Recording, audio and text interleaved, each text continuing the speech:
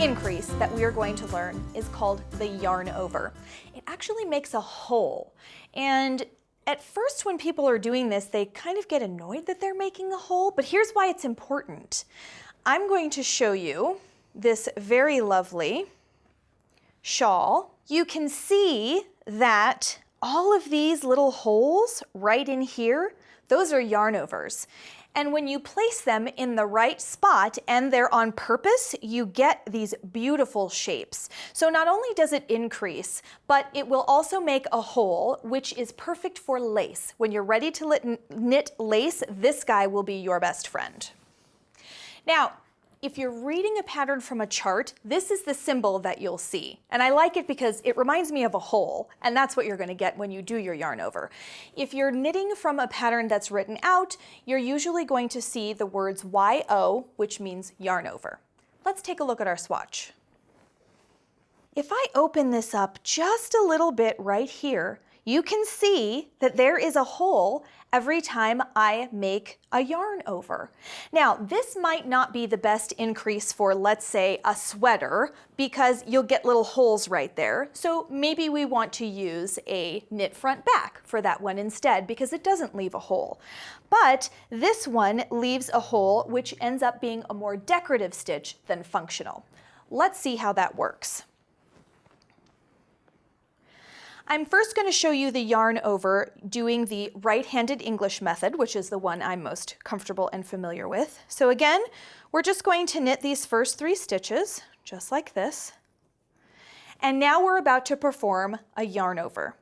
I am going to take my yarn, it is currently in the back, and I'm just going to bring it between the 2 needles to the front, just like that, okay? When I go to knit the second stitch, I have to have my yarn in the back, so watch what happens. I am going to bring my yarn to the back. Look what's happening right here. The yarn is going over the needle, hence the word yarn over, okay? So now that I've put the yarn over the needle and I'm going to knit my next stitch, just like that, okay? Let's spread it out just a little bit. You can see here that this stitch is not really anchored to anything below it. Oop! There's my hole right there, okay? And of course, that one's on purpose. And I knit my first 3, and then I have 2 extra, so we did an increase. So now I'm going to knit across until I have only 3 stitches left. I'm going to switch my yarn to right-handed continental, okay? So really, when you do a yarn over, there's not even really a stitch involved. It's just moving your yarn back and forth. So in the continental style, I'm going to move my yarn to the front of my work, and then I'm just going to put it over my needle over here, just like that. Now I'm going to knit my next stitch, and there is my hole. Let's take a look at what this would look like for left-handers. All right, lefties, let's check out the English version first. So again, here I go, knitting my first 3 stitches to get started.